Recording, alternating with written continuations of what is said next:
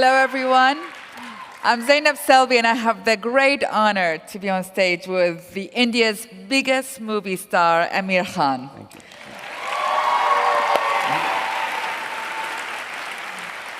I mean, we are talking beyond the actions movies of James Bond and Daniel Craig. We are talking beyond the romances of Richard Gere. We are talking beyond the charms of George Clooney. We are talking, ladies and gentlemen, above and beyond all of that, a man who has been acting since the age of 9, who has conquered the hearts of 600 million. Yes, 600 million Indians. This is half of the Indian population. This man has done it. Unbelievable. And in 2012, he surprises India, he surprises the world with launching a new TV talk show, Satyamev Jayati, that tackles social issues, taboos, heads on. I mean, you just put yourself out there. What inspired you to do that? Well, a very good evening to everyone here. I think it started somewhere when I was a very small child, and it began with my mother, I think. My mother's been a big influence on me, and I'll narrate an incident of my life which stayed with me all along, and that's I used to play a lot of tennis when I was a kid, and competitive tennis, state level, national level.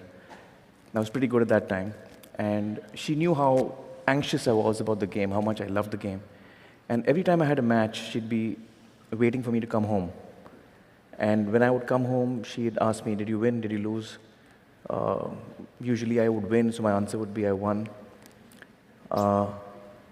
And then, after about 5 minutes, the first time she did it, it really shook me.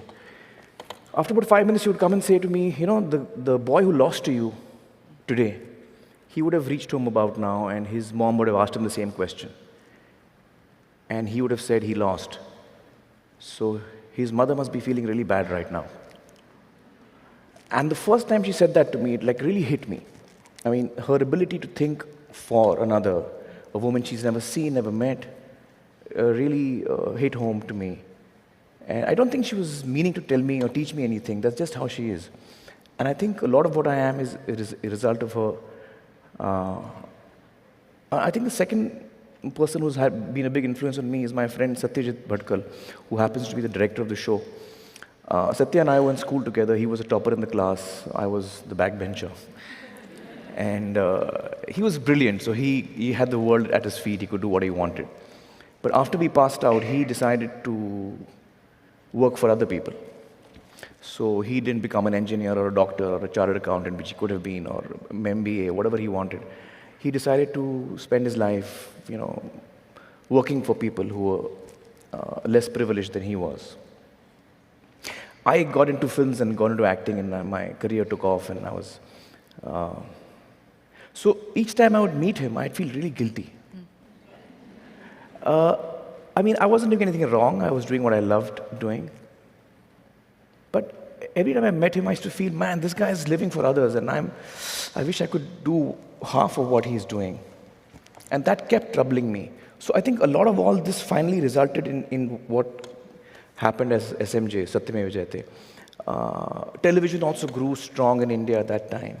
And I reached a point in my career where I had earned a fair amount of goodwill, and I kept thinking that how can I contribute? You wake up in the morning, you read the papers, and you read about injustice, you read about poverty, you read about people who are less privileged than you, and you want to really do something about it. I think most of us feel that way. We don't know what to do. And I felt that for a number of years. And then I realized that I should do what I know best, and which is storytelling. And I should use the strength of storytelling to try and change minds and try and, enrich perhaps the discussion on certain issues that we face as a society. And I saw that no one's really doing it on that kind of a scale, on a public platform. And I thought if I combine the strength of TV with the goodwill that I've earned, and we try and actually combine journalism, investigative journalism, and storytelling, So we really research each topic and then bring it to the country of India and share what we have learnt with the people and hope that we can transform minds, hearts. You know, I always felt that there are two ways of bringing about change. One is top-down, when you make laws and you tell people to follow them, or you make policies and you expect people to follow them. And the other way, and sometimes it works, but sometimes, a lot of times it doesn't. I think the other way is a longer route, but I think that is what we have chosen to do. And that is to reach out to people's hearts. Not with anger, but with love. And you know, try and transform minds at a young age. Yeah. Not an easy topic. What triggered you to choose this one? Well, I'm not quite sure why we chose this one in particular, but I felt that initially we had researched 4 topics. One was female feticide, and one was public health. The other was child sexual abuse. And so for some reason, I think we instinctively stuck with female feticide as our first episode. I also feel it's a huge problem in India, first of all, and it also connects with people on a very gut level. We chose to put the show forward not as a woman's problem, but as a mother's problem. You see, what we try to do is when we get the information that we have, we try and put it to people in a manner that, you know, gets them emotionally. So I don't start the show by saying, you know, today we're going to talk about female feticide. I start the show by saying, you know, I've often asked people who the most important person in their lives is, and usually people say my mother, and I feel the same. And I talk about motherhood and get people into a certain emotional state. And then I say, well, let's take a look at how we're treating our mothers today. And we meet our first guest, who is a mother who's been through 8 abortions in 6 years, forced abortions by her mother-in-laws and husband. And so when you're looking at her and you're hearing her story, you're looking at a mother and what a mother goes through, and then of course what a woman goes through when she's, you know, forced to go through an abortion. So I think that kind of really got people. You know, the first episode itself has a very strong emotional connect, is what we felt. And that's why I think we chose female feticide as our first episode. And you'll be happy to know that, you know, in 2011 was when the episode aired. And before that, the census that was carried out had a certain numbers. It was, the national average was 914 girl childs against 1,000 boys born every year. And it was sliding. Is sliding alarmingly, and certain states like Rajasthan and other states, Maharashtra, were very bad. 890, 880, you know, per 1,000 boys. You'll be pleased to know that these 2 states have revealed their numbers today after 3 years, Rajasthan and Maharashtra. And in both these states, the ratio has gone up by 50 to 60 points. So it's now around 950 to 1,000 boys. Wow, wow, wow. And I believe it's a combination of the show, which is reaching out to millions of people and talking to them, you know, emotionally. And it's also the governments, the Rajasthan government and the state government of Maharashtra really acted very, very dynamically. And it's a result of all of this, I think. And people actually reacting to it and deciding that they don't want to do this anymore, a lot of them. Now, it is illegal in India. Well, abortion is legal, but sex-selective abortion is illegal. And that itself is strange. I mean, in the US, I don't think there's a law in which you cannot ask your doctor what the sex of the baby is going to be. Because in the US, the doctor doesn't expect you to go and abort the child if it's a girl. So you don't need a law over here which tells you that. So in India, we have a law where you cannot ask the doctor what the sex of the child is. And the doctor is not allowed to tell you. So both the doctor and the parents could be in jail if they ask the question and that question is answered. Now this law is actually, it tells us what we are. This law is needed for us, unfortunately. Otherwise, you know, in other societies, you don't need this as a law. Usually you celebrate. I have a girl. Yeah. There's another law we have in India where as a criminal, you can't stand for elections. You need a law for that. I mean, it's sad. What I'm saying is sad. It's you know, Exactly. it's like black humor, because if a criminal stands for elections anywhere in the world, he won't get a single vote. But in India, we have to have a law, because as Indians, we've in the past seen that we do end up voting for criminals. So we need to have a law which tells us you can't stand for elections if you're a criminal. So you see, these laws actually tell us also a lot about what we are. Contextualize it for people who live here in the US. I would imagine about 90 to 95% of people in India have either given dowry or taken dowry or both. So when you're communicating to the huge majority of the country and telling them that what they have been indulging in perhaps is not the best thing to do, and most probably the TV that they're watching your show on has also come in dowry. So you have to, which is why it is so important for us to communicate this with love. And we had this discussion very early on with the core team. I said, with what driving emotion are we doing this show? Are we doing this show with anger? Because then our conversation is different. And I'm not doing this with anger. I'm doing this with love, because I really feel that only with love can you actually, affect a person and bring about change. There are so many things that we need to, and we have to look inward, and I'm included in that. I'm not excluded in that. We have to look inward, at ourselves. But did it make people uncomfortable that you touched on these how did they respond? Well, by and large, the huge majority, the very positive thing I want to tell you is that the huge majority of Indians has just loved the show. And that speaks a lot for what India is today. It speaks a lot for the fact that India wants to change. India is ready for change. I mean, I would have imagined, none of us had imagined a show which is picking such heavy topics would be so popular across the country. And the fact that it is so popular really speaks well for us as Indians today.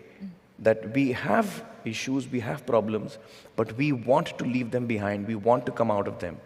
And we really want to move ahead and improve ourselves. I think that's what the success of the show tells us. Has there, how do you come up about choosing the subjects? We have a lot of fights. And are there subjects where you say, we're not going to touch that? No, so far, that's never been the case. We've picked really difficult topics as well. One of our really difficult topics was untouchability, which is a big issue in India. The constitution of our country says that we're all equal. But in reality, that's not so yet. It's a journey that we have to, it's still a journey that we are on to reach there. Sure, equality is an issue in a lot of societies, I think, but in India, because of the way the caste system is, it just makes it a lot more complicated. And that's a very touchy topic as well. It's a topic that people feel very emotionally about. And 15% of India, roughly 15% of India is Dalit, which is the untouchable caste. And so therefore 85% is not Dalit. And we are communicating with the 85% of country, speaking to them about, what are we doing? What are we doing? Is it right? Are we comfortable with it? So how did you go about that? Well, we in all our shows, in all our topics, we're just honest, but we do it with a lot of love. We do it with a lot of love, so that people. Let me say this much: that while the majority of the people have loved our show, there has been a minority, probably in every topic, that doesn't like us. Like there are a couple of men's organizations which hate me. They keep writing to me emails about men's problems and why don't you take up men's problems? So we did, in fact, in our last season, we picked up masculinity. What is it to be a male? Because we figured that unless we relook at and hopefully redefine what a man is, things are not going to change. women have changed, women are changing, but men don't manage to change by and large. By and large, Well, we're a stubborn lot. So we thought we'd look at, what is a real man? Is a real man someone who goes and beats up people? Is a real man a person who's a protector? Is he the guy who's going to, so what's a real man? Is he? So I strongly feel that we have to, from the time that the child is born, you have to treat both children equally, whether it's a boy or a girl. And you have to allow the boy child to cry. You have to allow him to cry. Because the first thing we tell a boy when he cries, don't cry. Are you a girl? Why are you crying? So he grows up feeling that I'm not supposed to cry. And when you tell the child not to cry, you're actually removing him further and further away from his emotions. He's feeling something and you're not allowing him to feel that. So you're distancing him from his emotions. And then you're surprised why he's beating up his wife. Because the fact is that when you tell the child that it's perfectly all right to cry, it's perfectly all right to feel terrible, it's perfectly all right to feel scared. Most boys are told, hey, you can't feel scared. You're a boy. Are you scared of the dark? Come on, go on. Go to the roof alone. So boys feel scared, and we have to tell a small child of 4 that it's all right to be scared. And so that boys can grow up more sensitive. Right now, we are creating boys, or we are working towards creating boys who grow up to be insensitive. There's a portion of the show in which I'm told by another man. He says that in India, real men don't cry, and real men don't hold their wives' hands. The wife walks 2-3 feet behind. Now, you must understand, India is a large country. So when I'm saying this, don't take it literally. This is mostly in rural India, and there are a lot of extremely progressive people in India as well. So I don't want to give you all the wrong impression. But this is an issue. There are villages in India, in rural India, where this is the belief, this is how they've grown up. So on the show, I said, based on all of these definitions of what a real man is, I'm completely not a real man because I hold my wife's hand all the time. I hug my children. You're not supposed to hug your children. You're not supposed to show affection to your child as a male, a true male. So I hug my children all the time. I cry all the time. I was crying just before I entered the stage. That's true. It is true. Yes. We were both crying, actually. I was listening to, what's her name? Saida? I guess yes, I was listening to her speak and I was in tears. So I cry all the time. Have you cried on movies, on TV? On TV, every episode of mine, yeah.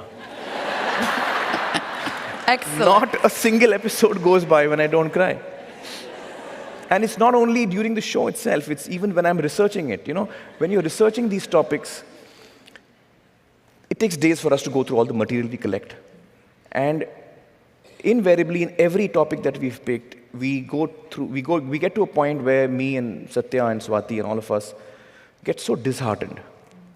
I'm looking at an interview and I'm weeping. And we kind of shut it off and we're like, why are we doing this? Nothing's going to change. You suddenly feel very disheartened. But then you come across a person who is working in that and has got so much strength, so much resilience, so much grace, and such dignity that it brings you back to your feet. In these 5 years that I've researched Satyamev Jayate, I've seen the worst in mankind and I've seen the best, the most beautiful in mankind. I've come across people who are such amazing and inspirational people. I spoke to this lady whose son had been murdered. Her son had got married to a girl from a different religion, and so it was an honor killing. This lady spoke with such dignity and such grace, and with such forgiveness in her heart. I just couldn't get over it. It was it was so amazing to listen to her speak. She's talking about her son who's been killed, and I don't know where she finds the strength from to still look for love, in people. I was speaking to these two women. We often assume in India that women who are from rural India are uneducated and therefore not as strong as women from cities, etc., etc. So these two women who, in the same episode of honor killings, one woman's son and the other woman's brother was killed. And they were ostracized from the village. They were targeted. They were not sold anything.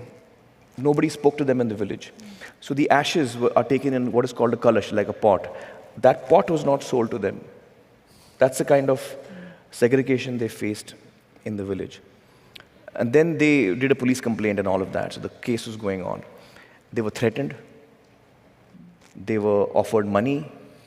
There was political pressure put on them. Every kind of pressure was put on them. But they didn't take the case back. And they fought the case. And they won the case. And those men are now convicted. Now, what I'm trying to say here is that these two women are from a small village in India. And the kind of courage they show in a city like Mumbai, when a political party announces that tomorrow is Mumbai Bandh, which means nobody dare go out of the house, we're going to stone every car that goes out. Some kind of protest that they're doing. Nobody leaves the house. In a city like Mumbai, which is a large city, nobody even knows who I am. We're all strangers in the city. But we're frightened to step out of the house because someone has announced that we can't. Here, these two ladies are specifically targeted. They're still staying in the same village, and they still have the courage to stand up and say, no, we don't want money. We want justice. Where do they get this courage from? So it's really amazing. So I've met such wonderful people in this journey of 5 years. It's hard to sort of escape the fact that you lost weight or gained weight. And you sort of were thinner in here, but I understand it's because you're in a movie right now. You're in the midst of shooting a movie. Has it changed? I'm actually getting ready for this film that I'm playing an older man who's an ex-wrestler. So I'm putting on a lot of weight, which is fun. But has it changed your choices of stories as a star, as a movie star? Not really. I wouldn't say it has changed my choices as an actor, but quite naturally I get attracted to films because of who I am. So this film that I'm doing, for example, it's called Dangal, which means wrestling, and the story is about this wrestler who has a dream to win a gold medal, an international gold for his country. He can't fulfill his dream because he doesn't have money, he has to give up wrestling, and so he decides that his son will fulfill his dream. And then he proceeds to have 4 daughters in the next 15 years. So the story is about his daughter fulfills his dream. Yeah. And exactly. Well, Amir, you could have easily rested in the limelight, and yet you took, with courage and with integrity and with love and inspiration, you just went ahead and inspired, half of India's population. This is a huge deal and inspiring all of us here in America. So, chapeau to you. Thank you. Good luck. Keep going. We are all behind you. Thank you so much. Thank you, thank you, thank you.